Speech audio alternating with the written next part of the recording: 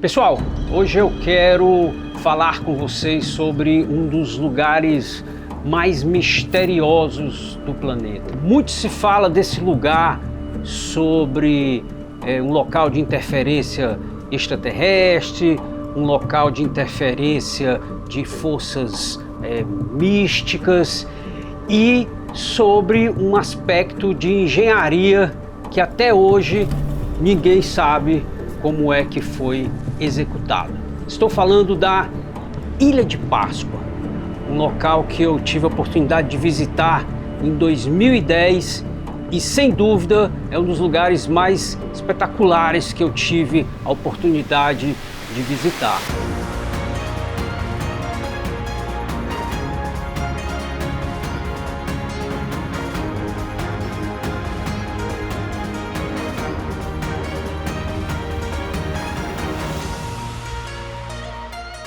A Ilha de Páscoa, ela fica localizada na Polinésia.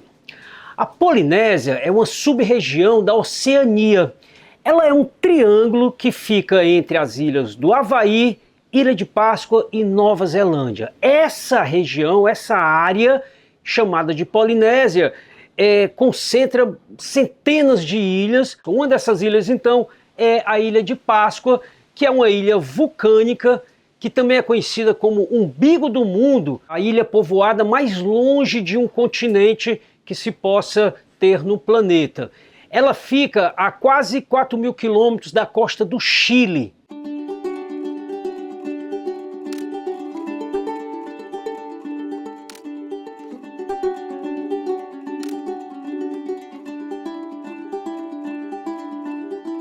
Para falar da Ilha de Páscoa, e aí isso é que torna esse assunto muito bacana, a gente precisa voltar um pouco na história, precisa entender um pouco sobre a comunidade dos Rapa Nui. Esse povoamento, né, tem várias dúvidas históricas aí entre arqueólogos, mas é citado entre o ano 1000 e o ano 1200, foi quando os primeiros habitantes chegaram a essa ilha, né, extremamente isolada, possivelmente vindo em canoas a partir de outras ilhas da Polinésia. Existem teorias também que falam que esse povoamento se deu pela costa da América do Sul. Mas o mais aceito é que os povos vieram já de outras ilhas polinésias.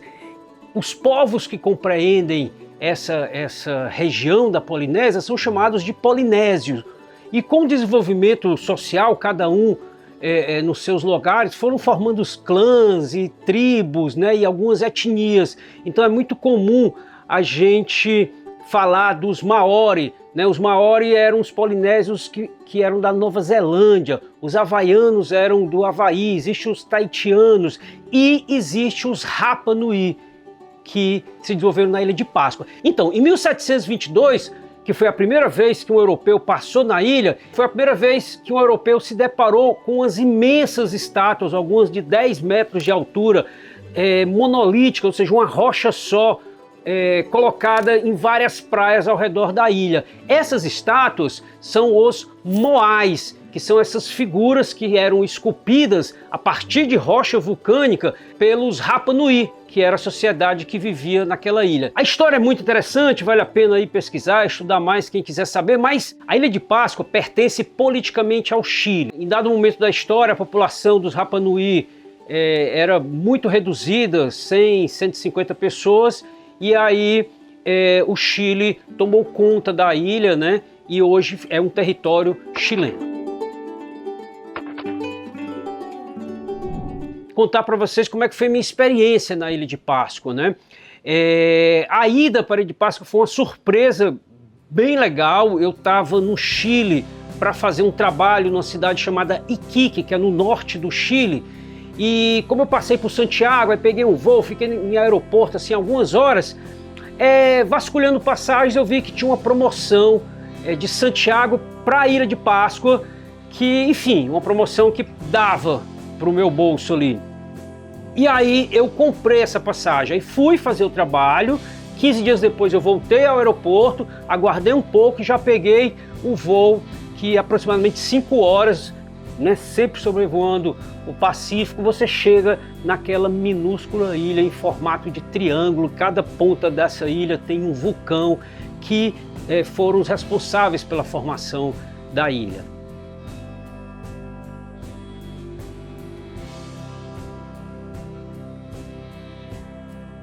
Fiquei na casa de um chileno, casada com uma Rapa Nui, ele alugou lá um quartinho, né? Então usava a cozinha, então para mim foi bem eficiente, né? Porque era no centrinho da cidade, só tem esse centrinho, o resto da ilha é toda deserta, e aí tem uma cidade em uma dessas pontas. Eu planejei essa viagem, eu tinha calculado uma grana para poder alugar uma moto, uma lambretinha, né? Um scooter, para poder ficar rodando ele, porque realmente lá você precisa de um transporte para ser eficiente em acessar a tudo que você tem para fazer na ilha. Porém, eu não tenho carteira de moto, achava que scooter não precisaria de carteira, mas lá precisa, e aí eu tive que alugar um carro. Então isso aí mudou toda a minha logística de viagem, porque a semana que eu ia passar lá, eu só tinha dinheiro para 3 dias de carro, então eu peguei 3 dias e fui logo fazer tudo que era longe, né, da cidade, do centrinho da ilha, e depois eu fiquei só rodando a pé por lugares mais próximos.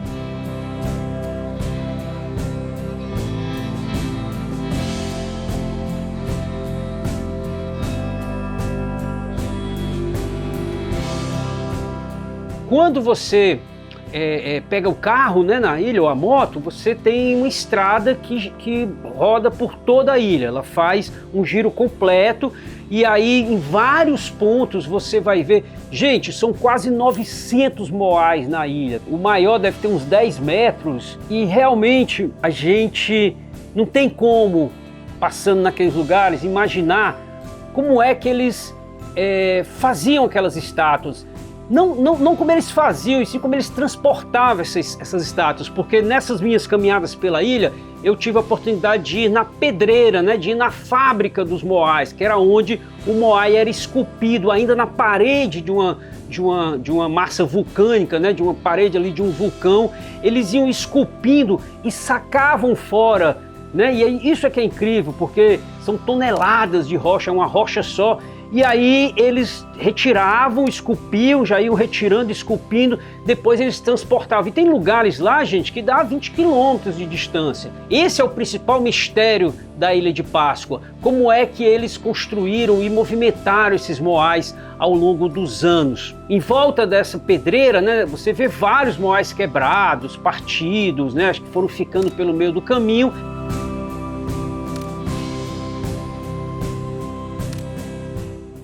E em volta da ilha, em vários lugares, em várias praias, né, eles têm uma estrutura que é como se fosse um palco, que é chamado de arru, e em cima desse palco são colocados os moais. O curioso é que todos os moais são de costas para o mar e de frente para a ilha, né? Nunca se descobriu o porquê disso exatamente, e só tem um que eles são virados para o mar. Então esses e outros mistérios, é muito fascinante estar andando pela ilha. Então você vai aqui de carro, aí você vê um moai caído, em pé. A sensação, a experiência, ela é incrível.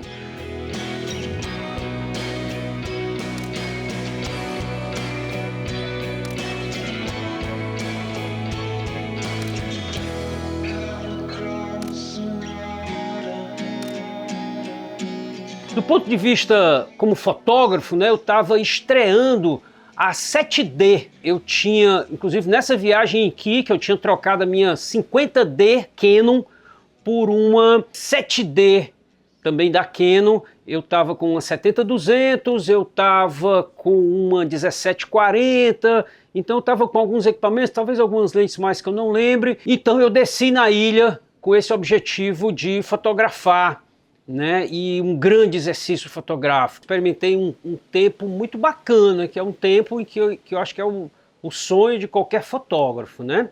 Eu tinha uma ilha relativamente pequena, um carrinho que me levava para qualquer lugar, em qualquer hora, sem achar que ia ser assaltado, então isso era muito tranquilo. Então me deu algumas possibilidades bacanas de tentar ver o sol nascer, embora estava nublado, não foi legal, coisa de fotógrafo, mas teve um dia que fiquei até escurecendo, tinha uma lua nascendo, e aí eu tentando ali fazer a composição. E aí, gente, eu confesso com muita humildade assim que esse momento eu estava em formação ainda.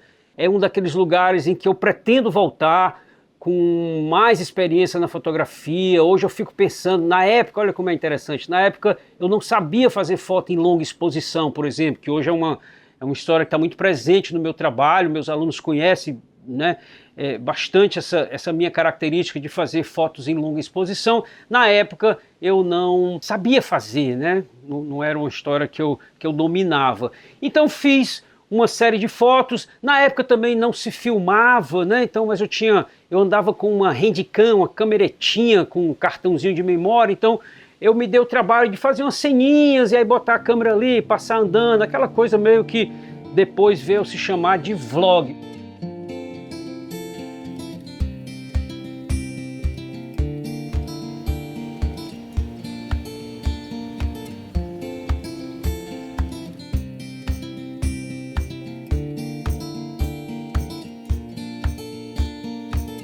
Só lembrando, se você chegou aqui agora nesse conteúdo, eu sou o Fábio, junto com Viviane, que está aí atrás. Nós somos sócios, parceiros, numa produtora chamada Barong, que é uma produtora com expertise em produção de vídeos documentários.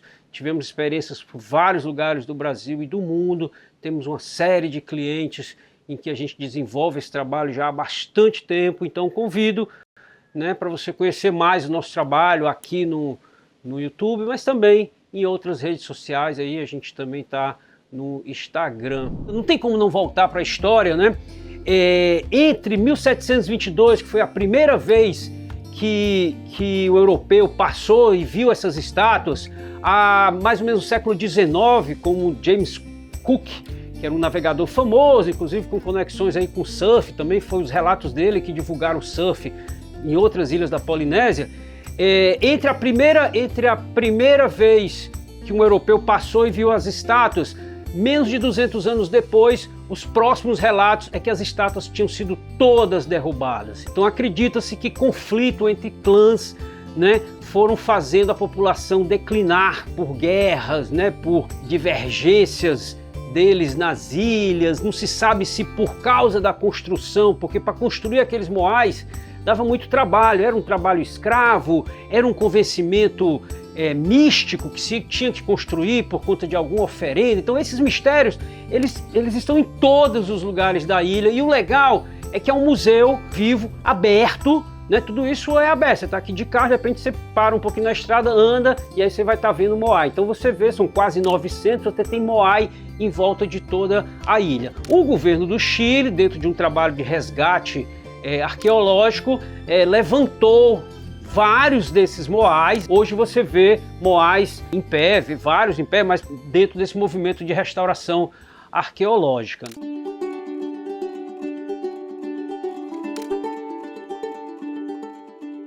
Tem uma dessas estátuas que fica do outro lado da ilha, que é a Ilha do Nascente. Eu resolvi chegar para ver o sol nascer de lá, então eu fui sair à noite ainda. Enfim, a ilha é super segura, né? Você realmente não sente que tem risco de nada.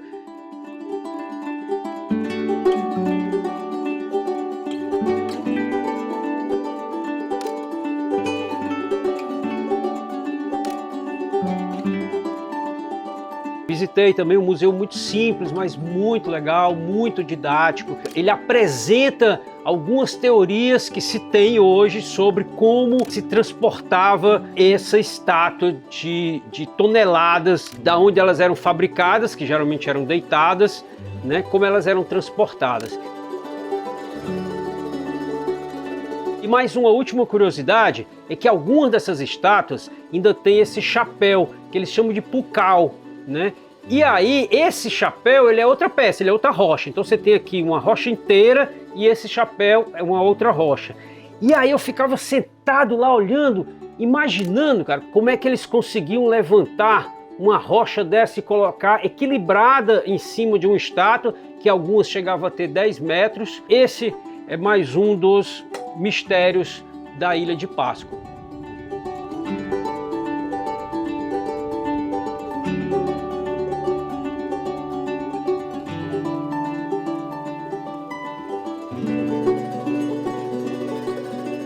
Então foi um lugar muito importante para mim, assim. Quem me conhece um pouco mais sabe, eu sou um pouco cético, mas esse foi um lugar em que eu tive sensações como em nenhum outro. Talvez pelo estímulo à imaginação, como é que era aquilo há 500 anos, né? Como é que eram os caras andando ali, fazendo fogueira, ou seja, vivendo ali, morando ali, dormindo ali.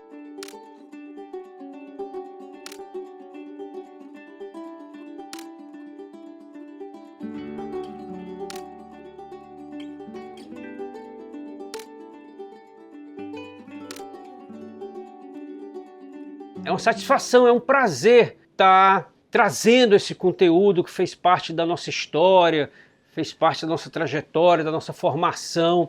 Então, se você curtiu esse conteúdo, a gente está fazendo outros, né? Fizemos do Nepal, agora estamos fazendo da Ilha de Páscoa. Existe uma série de outros locais que a gente poderia fazer, porque foram lugares em que eu tive a oportunidade de visitar na época que não se tinha ainda muito essa questão da rede social. Então eu tive no Camboja, eu tive na Indonésia. Então a gente está pensando em trazer esses conteúdos, compartilhar com vocês, mas seria muito importante da gente ouvir se vocês curtiram, se isso é legal, se esse formato está bacana, porque isso vai nos dar estímulo para fazer outros. E para a gente, acreditem, assim, é um prazer grande poder estar falando dessas experiências.